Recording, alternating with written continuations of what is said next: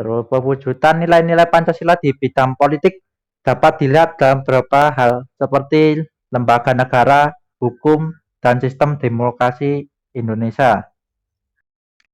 Yang pertama itu ada lembaga negara. Perwujudan nilai Pancasila dapat dilihat dari perkembangan kebutuhan masyarakat dan negara mengenai lembaga negara. Dan Indonesia sendiri memiliki lembaga negara yang contohnya seperti MPR, DPR, Presiden, MA, MK, KY, dan BPK. Di sini ada yang tahu singkatan dari MK? Siswa ada yang bisa membantu Bapak menjelaskan kepanjangan dari MK?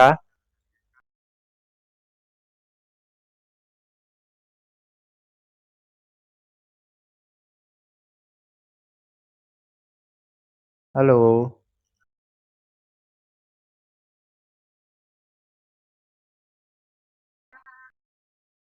ya Mbak Malida.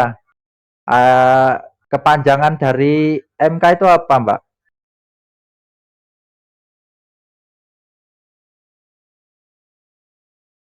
Nggih, benar sekali. MK itu kepanjangan dari Mahkamah Konstitusi dan untuk MA yaitu Mahkamah Agung. Nah, terima kasih ya Mbak Malida tadi ya, nggih. Kula catet namanya.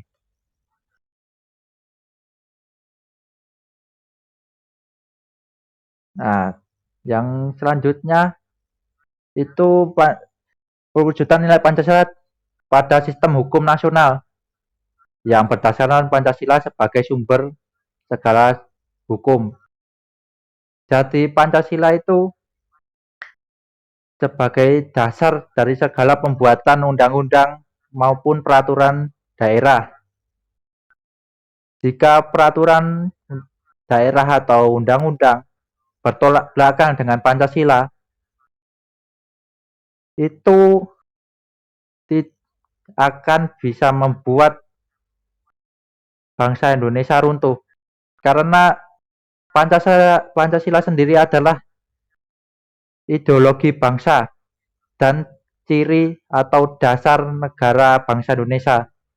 Jika undang-undangnya sendiri bertolak belakang, maka negara itu akan berpecah belah atau hancur. Jadi, semua peraturan atau perundang-undangan yang berlaku tidak boleh bertentangan dengan nilai-nilai Pancasila.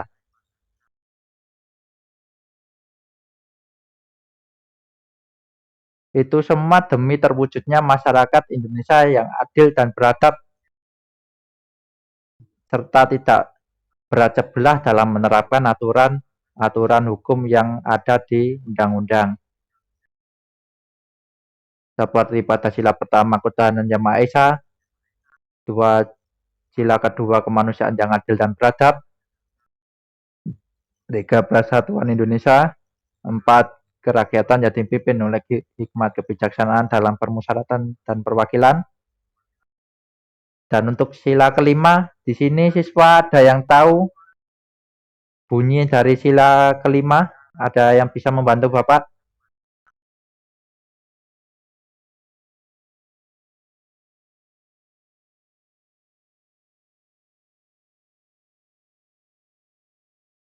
Nggih.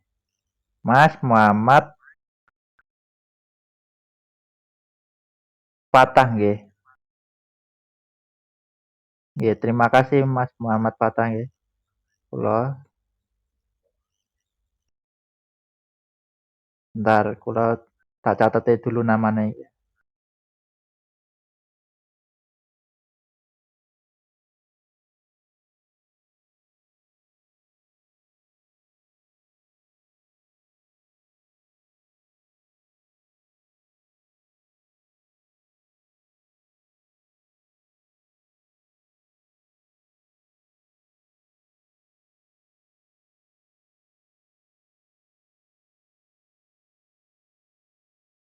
Nah, untuk yang selanjutnya, perwujudan nilai Pancasila pada demokrasi.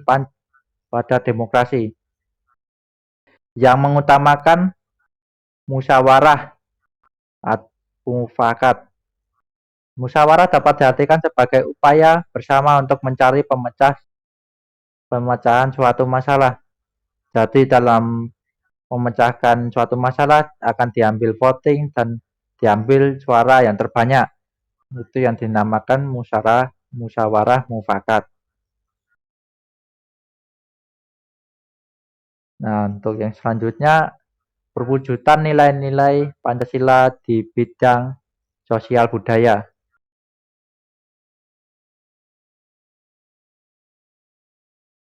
Perwujudan nilai-nilai Pancasila di bidang sosial budaya dapat terlihat pada hal-hal berikut, seperti menghargai keragaman budaya Indonesia, pelestarian keragaman budaya Indonesia, pengembangan nilai sosial dan budaya masyarakat menuju modernisasi yang dijiwai Pancasila.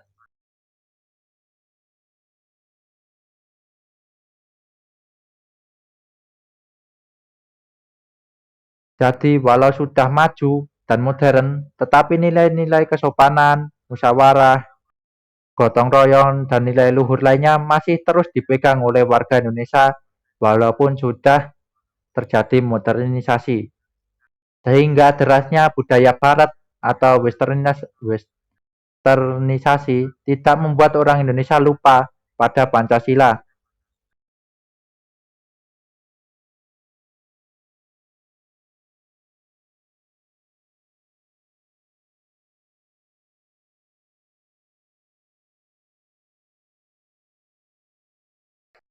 Di sini ada nggak siswanya yang di desanya masih ada eh, gamelan, karawitan gitu masih ada nggak?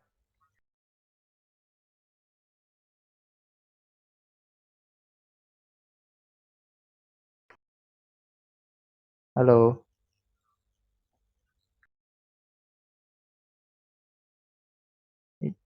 ini di daerah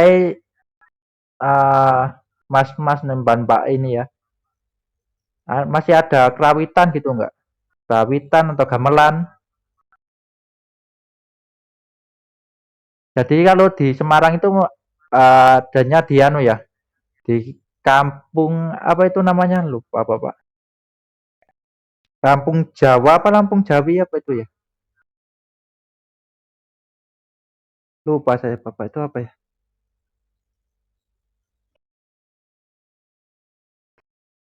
Padahal itu ya anu ya, itu seperti karawitan itu adalah budaya yang harus dilestarikan.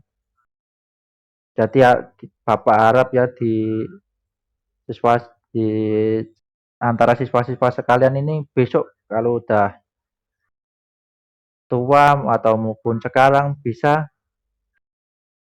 melestarikan budaya sendiri. Jangan terlalu ikut budaya kebarat-baratan, terlalu seperti ya kalau lagu TikTok tahu ya, tapi kalau lagu Jawa itu Bapak kira kurang ada yang tahu itu. Paling ya tahu sedikit-sedikit lagu Jawa.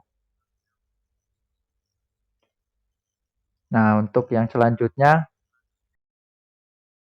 perwujudan nilai-nilai Pancasila di bidang pertahanan.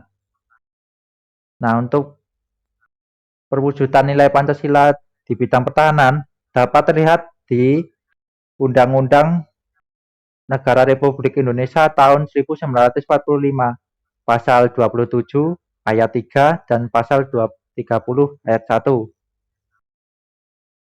Untuk pasal 27 ayat 3 berbunyi bahwa setiap warga negara berhak dan wajib ikut serta dalam upaya pembelaan negara. Di sini siswa-siswa sekalian ada yang bisa memberikan contoh upaya pembelaan negara di lingkungan sekitar, upaya pembelaan negara dan menjaga keamanan ya. Di lingkungan sekitar ada yang bisa memberikan contoh.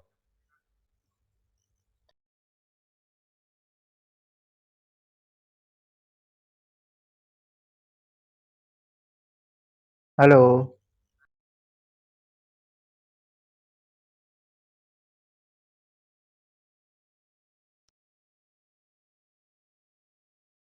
Nggih, napa contoh contoh menjaga keamanan itu apa Mas di lingkungan sekitar ya, di kehidupan sehari-hari lah. Contohnya Mas bisa mencontohkan apa?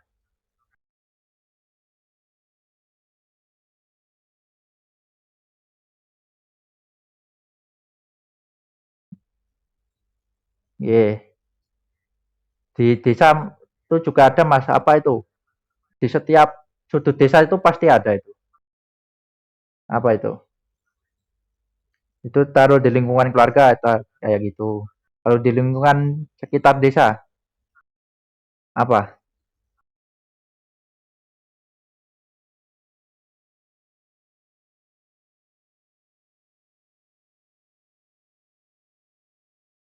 Nggih, niku napa contone nggih?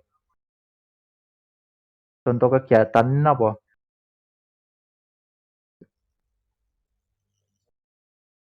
Ah, nggih. Terima kasih Mas Muhammad Patah lagi nggih. Ini teman-temannya sekalian ini Kak, yang jawab tadi dari tadi kok cuma Mas Patah ini sama Mbak Nadia, Mbak Malida ya. Terima kasih nggih Mas Patan ini. Nanti nah untuk contohnya sendiri itu Mas, kalau di desa itu bisa kita ambil dari seperti pos kamling. Kita itu bisa kan itu juga salah satu contoh menjaga keamanan. Nah, itu tapi saya kira ini masih belum ada yang ikut pos ronda ini. Pasti rata-rata mungkin umurnya masih 15 mungkin ya. 15 14 mungkin. Oke. Nah, 15 13. Oh, ya saya gitu mungkin ya besok kalau sudah punya SIM, sudah punya KTP bisa ikut pos ronda sehingga bisa ikut serta dalam upaya menjaga keamanan negara, juga upaya pembelaan negara. Nah, untuk yang selanjutnya ada pasal 30 ayat 1 yang menyatakan bahwa tiap warga negara berhak dan wajib ikut serta dalam usaha pertahanan dan keamanan negara. Nah, seperti contohnya tadi, pos kamling itu juga contoh menjaga keamanan negara.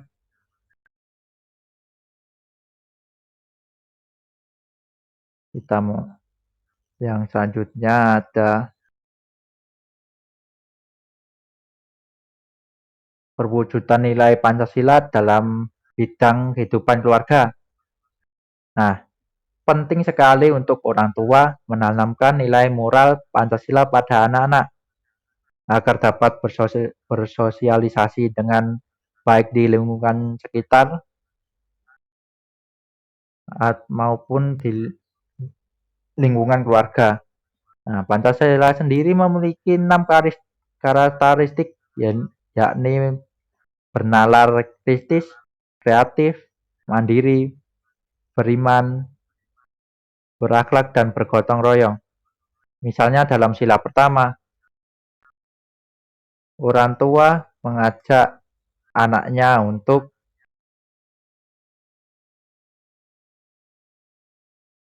beribadah bersama serta menghargai agama lain yang berbeda. Jadi kita itu harus selalu bertakwa nggih kepada Tuhan kepercayaan masing-masing. Terus jangan kalau kita berbeda agama jangan saling menjelekkan karena itu bisa membuat pecah bangsa Indonesia. Jadi kalau ada temannya yang berbeda agama ya kita biasa saja kita toleransi. Jangan terus menjelek-jelekan agama. Itu enggak baik ya nanti bisa memicu perpecahan bangsa. Nah, untuk sila kedua bisa diterapkan dengan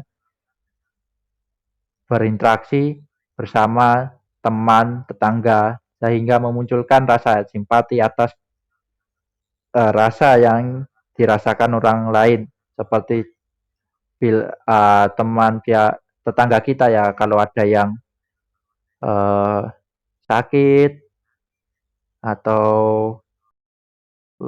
sedang ada hajatan di rumah, kita bisa datang ke rumah. Kalau sedang sakit kita bisa menjenguk, kalau sedang hajatan kita bisa ikut memeriahkan hajatan tersebut ya. Nah, untuk sila yang ketiga dalam penerapannya, saat anak-anak berhadapan dengan lingkungan sekolah yang terdapat banyak perbedaan suku, bahasa, agama, dan lain-lain, sehingga bisa saling belajar bertoleransi. Nah, itu juga salah satu contoh penerapan sila ketiga dalam kehidupan sehari-hari.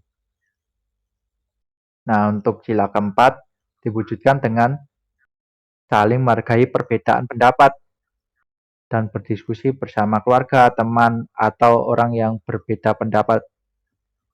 Karena semua orang itu dasarnya memiliki hak dan kebebasan untuk mengutarakan pendapat serta menentukan keinginannya.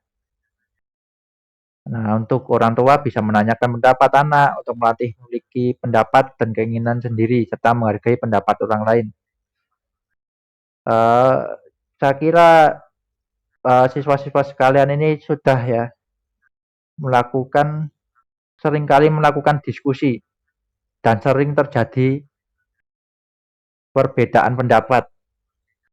Nah, untuk mengatasi perbedaan pendapat ini biasanya siswa-siswa sekalian itu melakukan apa nggih? Ada yang bisa menjawab? Nggih, benar sekali musyawarah nggih. Mbak siapa tadi? Nggih, Mbak Kilat. Bentar ya, Kilat catat namanya dia. Nggih. Jadi untuk menyelesaikan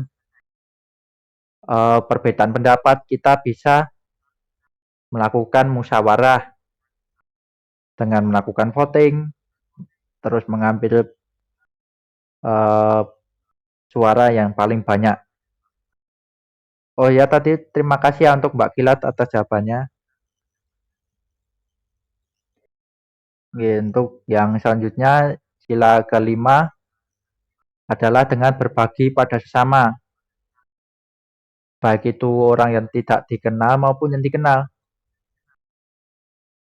sehingga itu bisa mempertebal rasa keadilan sosial. Nah, jadi kalau kita kalau di jalan itu bisa contohnya kalau temennya banyak ban sepedanya ada yang kempes apa bacor, nanti bisa kita bantu, kita beri tolongan dengan diberi boncengan atau diantarkan ke tukang bengkel terdekat. Nah, itu saja mungkin ya untuk pertemuan hari ini. Ada yang mau ditanyakan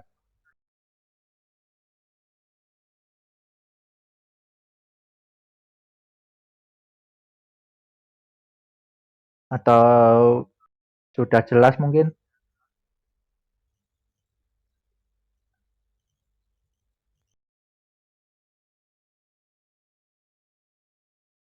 Halo.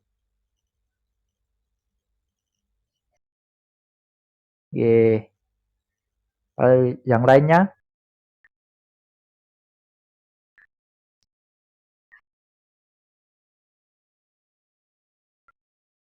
Ye. Kalau tidak pertanyaan ya, mungkin Bapak bisa tutup. Tapi sebelum tutup, Bapak uh, himbau untuk anak-anak siswa-siswa sekalian ya, untuk selalu menjaga kesehatan dan taati protokol kesehatan selalu biar kita bisa memutus rantai COVID-19 nggih. Nggih, semoga semoga kita dan keluarga kita selalu diberikan kesehatan. Amin. Nah, untuk penutupnya kita bisa ada yang memimpin doa ya. Kita baca doa untuk penutup.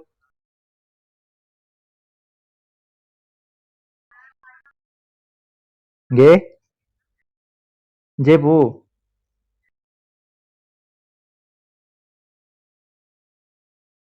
Nah, sebelum kita tutup kita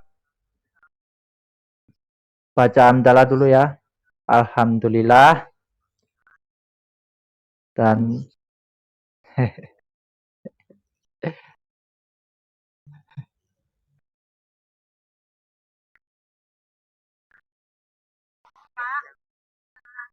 nggih, ada yang mau ditanyakan?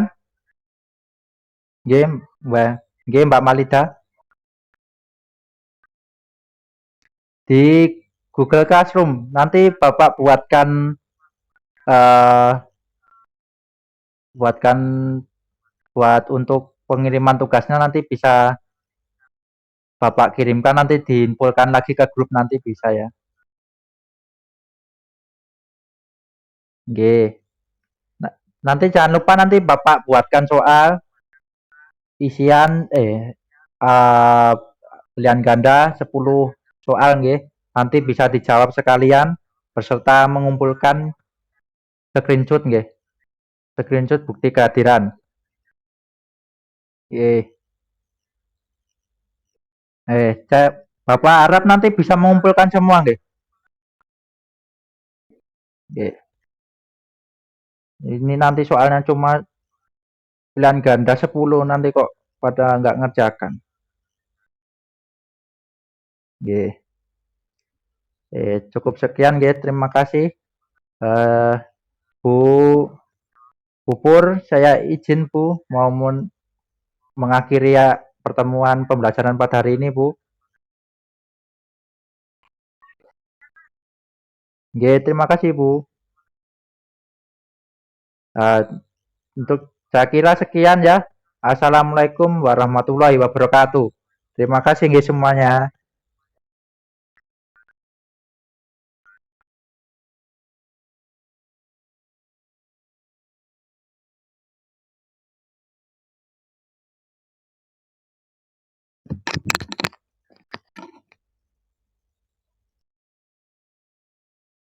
Yus, Yus, Yus. Nah.